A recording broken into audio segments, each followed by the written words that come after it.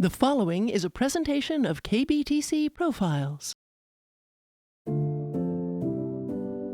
I believe we've all been slighted on stories.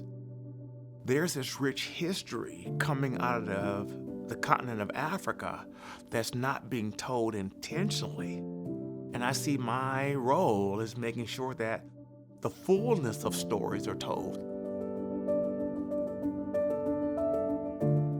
My name is Mr. Delbert Richardson, second generation storyteller, ethnomuseumologist, and the curator of the national award-winning American History Travel Museum, the Unspoken Truths.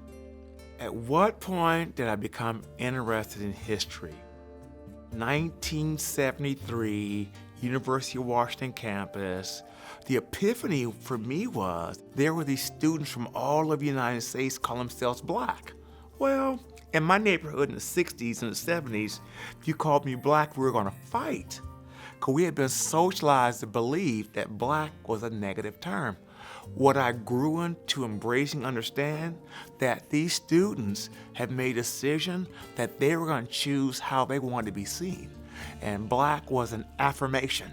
So I made this shift from taking on or being socialized to believe something to understand that I can choose.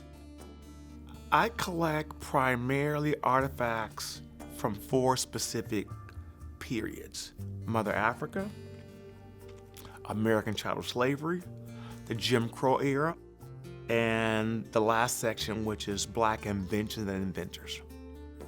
A traditional or regular display consists of 12 6-foot tables, which I pack into I love saying that's my 1997 Ford Explorer, and I'll take a given space and I'll transform it to a living, breathing, walking experience. My primary audience is pre-K to 12th grade, because I operate from the belief the sooner you provide information to early learners to create a space for curiosity, then the opportunity for them to be even more excited about learning will manifest. When I start to share that we're called African Americans, and by the way, let me help you understand, in Africa, this acronym called STEM, let me share with you how some of those skill sets or some of those sciences actually originate in Africa. Then all of a sudden you see the ears perk up. Tell me more. And before you know it, they start to make this connection. Do you know what? I am from an amazing people. It must mean I'm amazing also too. I think because he does it in a fun way, in an interactive way, the way that I think most young people learn, they soak it in and they absorb it in a way that they know is good for them. Mr. Delbert, he's a treasure. I really did enjoy the way he talked to us, calling us young adults. That was a really nice thing. I liked how he let the kids talk and how we were able to touch things and how we were able to just roam around and look around. I really do enjoy how he brought us out, and I really do enjoy coming to the museum and seeing him.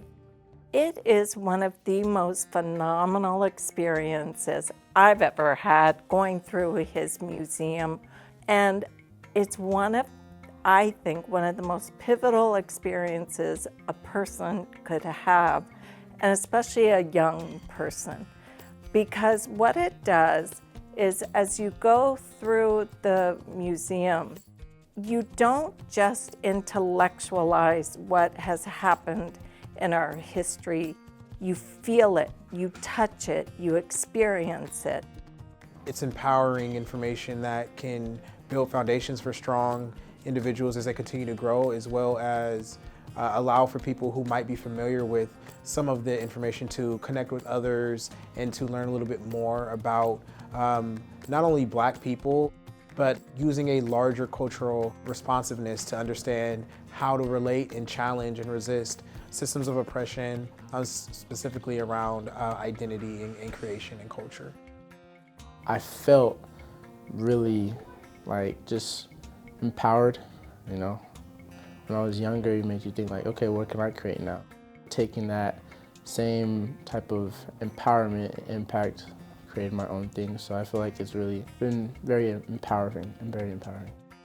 I operate from the belief that the sooner that we help them understand the shoulders they stand on, I'm talking about all children, even white children, because culture is just not black and brown, it's a rich culture. As we go through the exhibit, I'll share with you how whiteness as a social construct has, I think, some kind of way robbed a lot of European people of descent from really connecting to their culture. So what happens quite a bit, even for adults, one of the first things they say is, wow, I didn't know that. So once they even become more aware of what I do and how I do it, then the real work happens. I'll say the magic. How might we come together and work in tandem for the benefit of educating children and young adults?